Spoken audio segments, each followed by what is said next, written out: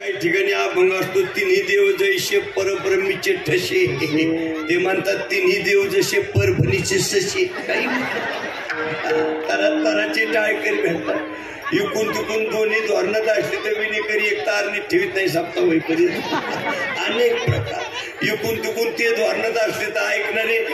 एकच दिवसाचा कार्यक्रम बर का, एकच दिवसाचा कार्यक्रम, पण सर्व भक्त जे आहेत बाबांचे आणि भाऊंचे, अगदी तुम्हाला धन्यवाद असं वाटतंय. वार्षिक नारळी सप्ताहातलं कीर्तन आहे का काय अशी शिस्त तुमची पाहायला. आणि हे बाळकडून तिकडचे संस्काराचे संस्काराचे.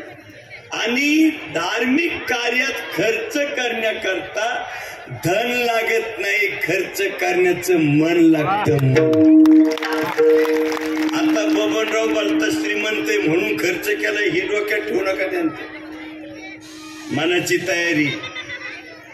ह्याला प्रस्थानच्या दिंडीच्या वेळेला दालच्या भातन शिरा तिथं बी एक नंबरचा स्वयंपाक करून खाऊ घातला वारकरी. असे ते एकदम. नाही ते काही काही महाराज संपत्ती असते, अमाप संपत्ती. हे फ्लॅट आपली, ते बिल्डिंग आपल्या, ही जमीन आपली, आणि त्याला एखादा घरी वारकरी गेला म्हणलं का जय हरी, आतूनच आखे माणसं म्हणते पुढच्या घरी.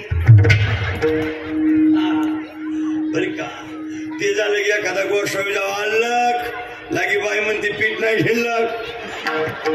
ते झालं की काही काळाची भक्त कावड्याच्या मान परडी आंबाबाईचा जोग आतून म्हणते आजचे दिवस तसंच भागवा. तरातराचे माणसं. आलं का लक्षात? अरे ईश्वर संपत्ती देतो, एकट्या करता नाही, एकट्या करता नाही. त्याच्यात जेवढे बसलेत ना, ज्याला मिळेल त्याला पण सर्वांचा वाटा असतो, हे वाक्य लक्षात ठेवा. आणि ती लक्ष्मी टिकून राहते, पिढ्या पिढ्या हलत नाही.